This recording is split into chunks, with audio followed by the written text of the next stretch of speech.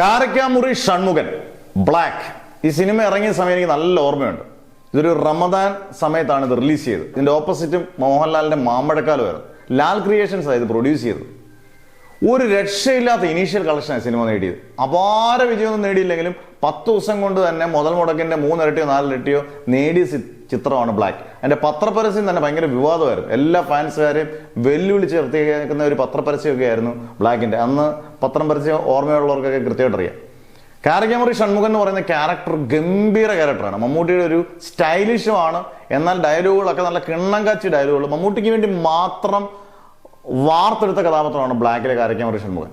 വീണ്ടും എത്തുകയാണ്. രഞ്ജിത്തിന്റെ പുതുമുഖ സംവിധായകരോടൊപ്പം പുതുമുഖ നടന്മാരോടൊപ്പം ചെയ്യുന്നതിനകത്ത് കാരക്കാമുറി ഷൺമുഖൻ ഒരു പ്രധാനപ്പെട്ട കഥാപാത്രം അഭിനയിക്കുന്നുണ്ട്. മമ്മൂട്ടി 3 ദിവസം മുതൽ 5 ദിവസം വരെ ഡേറ്റ് 3 ദിവസം മുതൽ 5 ദിവസം വരെ മമ്മൂട്ടി പ്രധാനപ്പെട്ട സീനുകളൊക്കെ ചെയ്തേക്കും. 3 ദിവസം മുതൽ 5 ദിവസം വരെ ഡേറ്റും കൊടുത്തിട്ടുണ്ട്. പ്രകാശ് വർമ്മ തുടരിലെ വില്ലൻ പ്രകാശ് വർമ്മ ഇതിനകത്ത് നല്ലൊരു റോൾ ചെയ്യുന്നുണ്ട്. എന്തായാലും കാരക്കാമുറി ഷൺമുഖൻ വീണ്ടും എത്തുമ്പം അത് രഞ്ജിത്ത് വീണ്ടും എഴുതുമ്പം അതിനൊരു ഗൂസ് ബംസ് എപ്പോഴും ഉണ്ട്.